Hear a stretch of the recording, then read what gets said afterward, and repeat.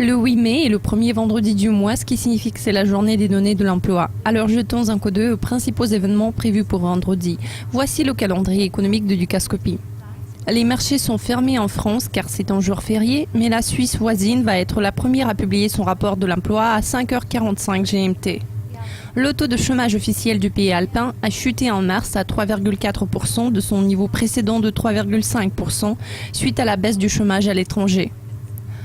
L'indice HPI concernant le secteur immobilier au Royaume-Uni sera publié à 7 heures. Les prix des logements britanniques ont augmenté de 0,4% en mars par rapport au mois précédent, mais le taux de croissance annuel des prix des logements a ralenti. Un autre moteur potentiel du franc suisse suit à 7h15. C'est la publication de l'IPC suisse. L'inflation des prix à la consommation suisse a augmenté pour la première fois en 6 mois en mars, en calmant les inquiétudes par rapport à la déflation. Le Royaume-Uni va publier ses données commerciales à 8h30. Le déficit commercial britannique s'est élargi de plus que prévu en février, car selon les analystes, la livre sterling avait enfermé les exportateurs dans un carcan serré.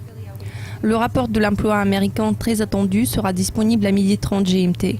Les chiffres d'avril peuvent se révéler encore plus importants que d'habitude en termes de future orientation de la politique de la Fed, vu les données décevantes du PIB du premier trimestre et la faible masse salariale du mois dernier. Le dernier point de l'ordre du jour, à savoir le rapport de l'emploi canadien d'une grande importance, sera publié à la même heure. La croissance de l'emploi canadien s'est accélérée de manière inattendue en mars. Les nouveaux emplois, dont la plupart à temps partiel, ont progressé de 56 800. Cela conclut la liste des principaux événements du vendredi 8 mai. Nous reviendrons demain avec un aperçu des événements clés de lundi. Au revoir.